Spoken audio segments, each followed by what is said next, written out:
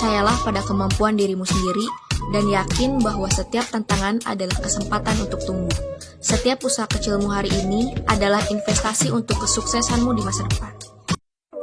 Assalamualaikum warahmatullahi wabarakatuh. Halo semuanya, perkenalkan nama aku Anissa Dwi Febrilana dari jurusan Ekonomi Pembangunan.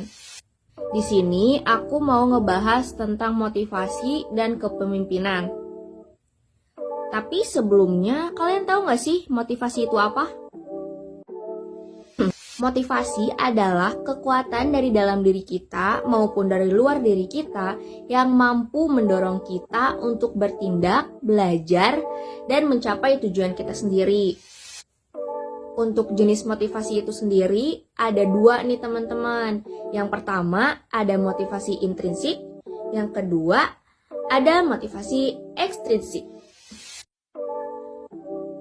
Untuk motivasi intrinsik, itu artinya motivasi yang berasal dari dalam diri kita sendiri, di mana kita akan mendapatkan motivasi ini tuh karena kesadaran diri kita gitu. Contohnya, dalam belajar, kita belajar tuh ya karena kita ada keinginan untuk mencapai sesuatu gitu. Jadi, motivasi intrinsik itu berasal dari kesadaran diri kita, keinginan yang udah kita tentukan gitu.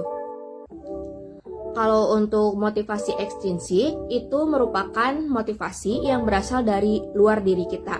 Contohnya itu kayak, misal nih, kita belajar, terus orang tua kita nyuruh kita buat, kalau misalnya kamu ranking 1, kamu bakal dapat hadiah ini gitu. Hadiah sepeda misalnya.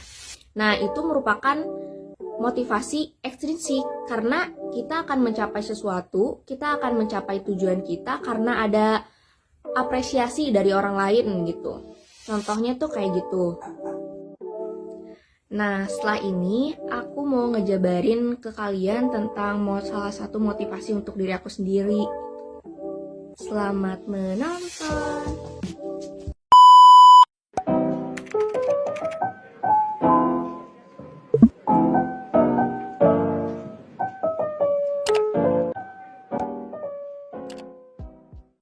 Pernah nggak sih kalian mengalami kegagalan? Apa yang kalian rasakan setelah kalian mengalami kegagalan itu?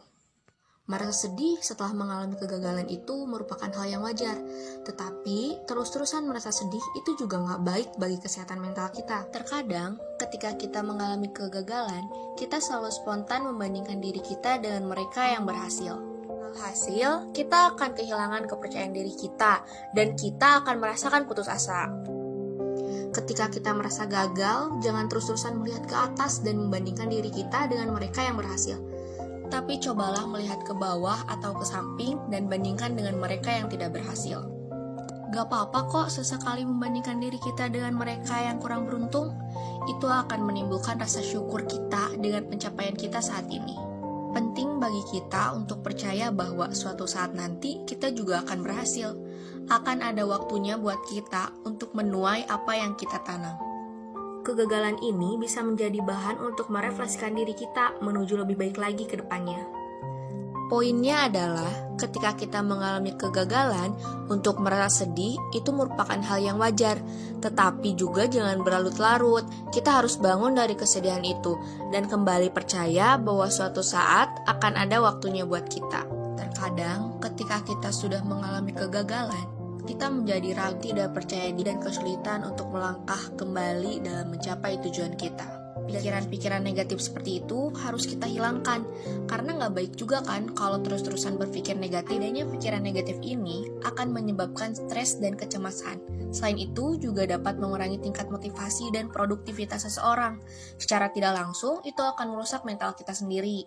Maka dari itu, perlu adanya self-regulation. Self-regulation ini adalah kemampuan kita dalam mengontrol diri kita. Salah satunya pikiran kita. Dengan adanya self-regulation, kita dapat mengetahui apa yang perlu kita pikirkan dan apa yang tidak perlu kita pikirkan. Coba ubahlah pikiran negatif, berpikir positif. Karena dengan berpikir positif, kita akan lebih fokus pada hal-hal baik. Selain itu, kita akan lebih merasa percaya diri, dan ketika mengalami permasalahan, tentu kita akan lebih berfokus pada solusinya. Aku pernah dengar dari salah satu podcast bahwasannya apa yang kita pikirkan, itulah yang kita dapatkan. Kalimat tersebut menggambarkan hukum tarik-menarik atau biasa disebut Law of Attraction.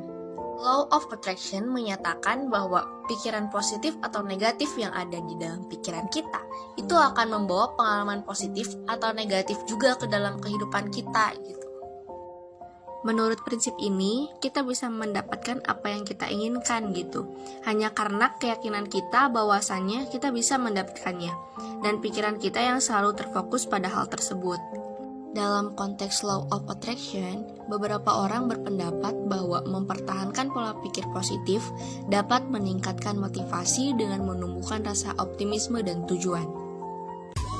Nah, jadi Law of Attraction ini adalah keyakinan seorang dalam mencapai hasil yang positif. Mereka yang menerapkan Law of Attraction ini akan lebih termotivasi untuk mengambil tindakan yang selaras dengan tujuan mereka. Sedangkan kepemimpinan adalah kemampuan untuk memimpin, menginspirasi, dan memotivasi orang-orang dalam mencapai tujuan bersama. Hal itu melibatkan keterampilan komunikasi, pengambilan keputusan, serta kemampuan untuk memberdayakan dan mengarahkan tim.